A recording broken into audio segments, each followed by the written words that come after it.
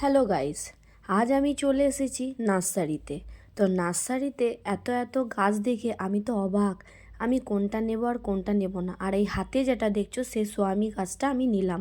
তারপরে যেটা দেখছো সেটা লাকি প্ল্যান। এই গাছটা ওনারা বলছে 350 টাকা দাম। তো যাই হোক, এটা আমি পরেই নেব, কিন্তু নিয়ে যাব।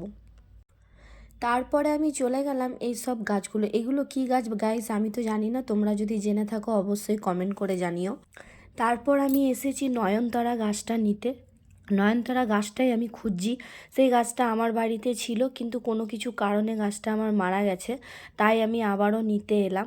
এখন আমি দেখছি সেই গাছটা কিন্তু খুঁজে পাচ্ছি না। যাই হোক, ওইদিকে যাচ্ছি, যদি গাছটা পেয়ে যাই আমি তো অবশ্যই নিয়ে যাব। তো যাই হোক, গাছটা আমি ফাইনালি পেয়ে গেছি।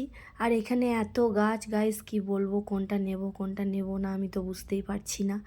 তো যাই হোক, আমি ওই গাছটা অলরেডি নিলাম। তো এত ছোট্ট মতো গাছটায় কি দারুণ ফুল ফুটেছে, দেখতেও দারুণ লাগছে। তো গাইস, আমার তো ফুল গাছ খুবই ভালো লাগে। তোমাদের কার কার ফুল গাছ ভালো লাগে অবশ্যই কমেন্ট করে জানিও। তো গাইস, টাটা।